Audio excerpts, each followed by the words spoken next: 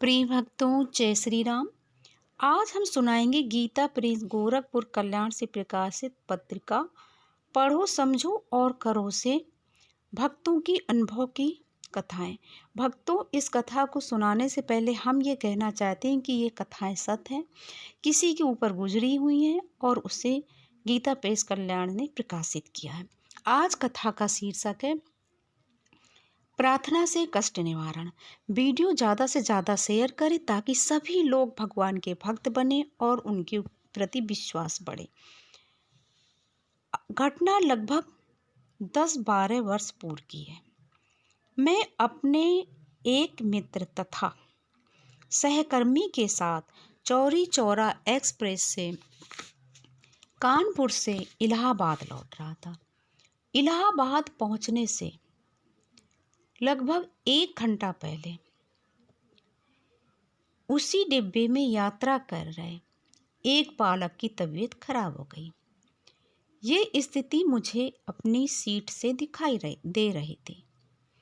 वहां जाने पर बच्चे के माता पिता से ज्ञात हुआ कि पहले कभी ऐसी तबीयत नहीं खराब हुई।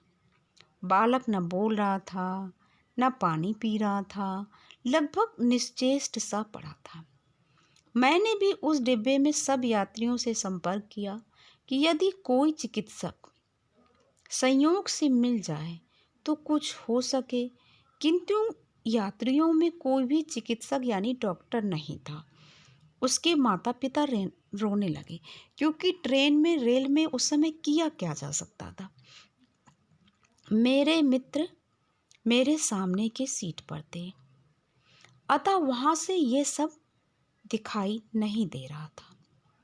मैं वापस अपनी सीट पर आया तो उनसे मैंने अपनी सब बात बताई कि भैया बालक है, ऐसा बीमार पड़ गया है।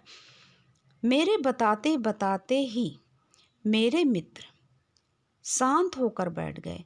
वे बहुत ही धार्मिक प्रवृत्ति के व्यक्ति थे और उन्हें ईश्वर में बहुत ही विश्वास था।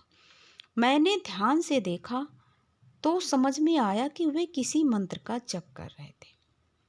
अतः मैं भी चुपचाप बैठ गया क्योंकि वो बोल ही नहीं रहे थे और उनका जप निरंतर चलता रहा।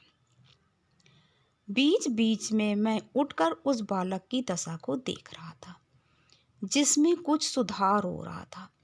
एक आध बार मैंने धीमे स्वर में अपने जप करते हुए मित्र के धीमे स्वर में बताया कि अब तबीयत सुधर रही है, किंतु मित्र महोदय कुछ भी नहीं बोले और वो किसी मंत्र का जप लगातार करते रहे। कुछ ही देर में बालक समान हो गया। स्वयं बैठकर उसने पानी पिया और माता पिता से बात करने लगा। तब तक मित्र महोदय का जप पूर्ण हो चुका था। मैंने उन्हें बताया कि बालक अब ठीक है। उन्होंने केवल इतना कहा कि भैया ये सब ऊपर वाले की इच्छा है। उन्होंने उस बालक को देखा तक नहीं और निष्प्रय निर्विकार भाव से इलाहाबाद स्टेशन पर उतर गए।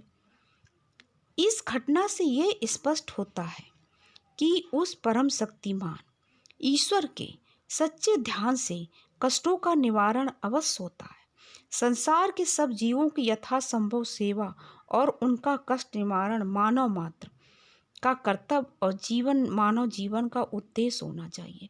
क्योंकि ट्रेन में उस बच्चे का कोई इलाज नहीं था, वहाँ पर कोई डॉक्टर भी नहीं था और उनके माता पिता ने ये बताया कि आज तक इतनी ज़िंदगी में इतने बड़े बच्चे होने तक इस तरह का हमारा बच्चा कभी बीमार नहीं पड़ा है।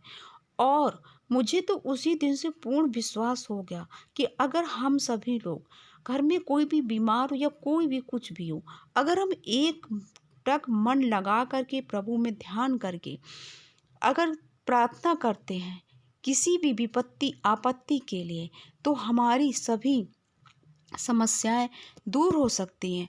बस इतना है कि अगर हमारी जो प्रार्थना है वो बिल्कुल सच्चे मन से और एकाग्र चित्त में से प्रभु के चरणों में मन लगाकर करनी चाहिए।